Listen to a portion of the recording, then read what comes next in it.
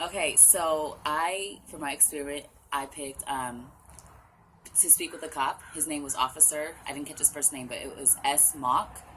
And I think the identities that I was investigating were like socioeconomic class and maybe emotional ability.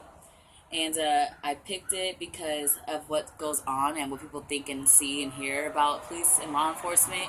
I wanted to hear it from the source, their opinions on what's going on in today's society. And I learned a lot. So I asked him a whole bunch of questions, and I'm just gonna read my responses or his responses, and that's really it. So I asked him what made you want to be in this field, and he said desire to serve the the community. Same reason why he got into the military. I asked him what's the hardest of your profession, and he said the cycles of community support.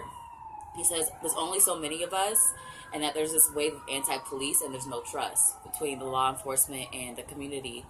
I asked him what the easiest was, and he said there's no such thing, that laws are always evolving. So I thought that was really interesting.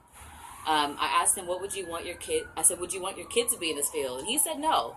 He says he's been an officer for 18 years, and from when he first started, the culture and interactions with the community were completely different.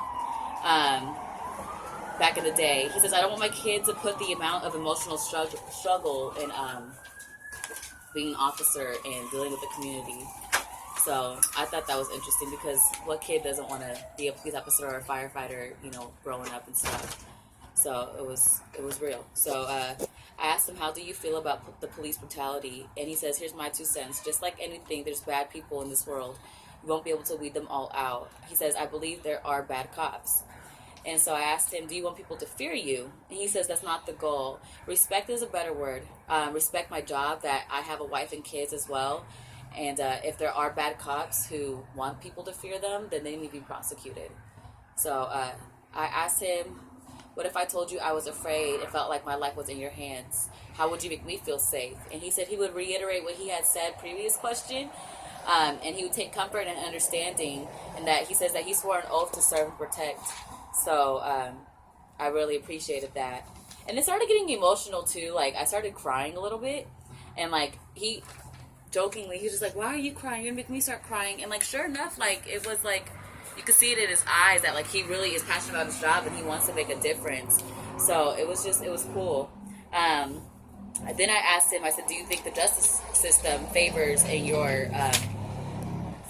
law enforcement?" And he said that there are so many admissible things that happen before trial, that things that the jury don't see and get to hear, or even the media, that there's always two sides of the story. And he says, "I don't think it's hard to prosecute them." He says that we deal with 90% of our calls from 10% of the population. And so that was just how you made it, like the numbers and stuff. I thought that was interesting. And I think he sounded like he was really against the whole, like the news and the media and all that, making it like this anti-police and stuff. And he really feels like they're misunderstood. So yeah, I said, aside from getting the bad guys off the streets, how are you making a difference? And he says that he works specifically with like Pure Alliance Drug and Alcohol. He's involved with Special Units Dive Waters Community Academies, and I asked him what that was, and he said that is pretty much what we're doing at the time interviewing him. He just tries to break down any like stigmas regarding the law enforcement and stuff, and try to just really explain to people who want to know what he really does and what it takes, in his everyday life to be, a police officer.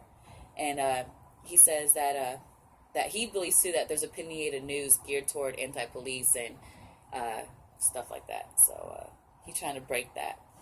And then I asked him what he does for charity, and he says law enforcement boot camp. And then he says Kiwanis. I asked him what Kiwanis were, and he says basically his words, bunch of old guys that help the community, and that was it. So it was a really cool experience.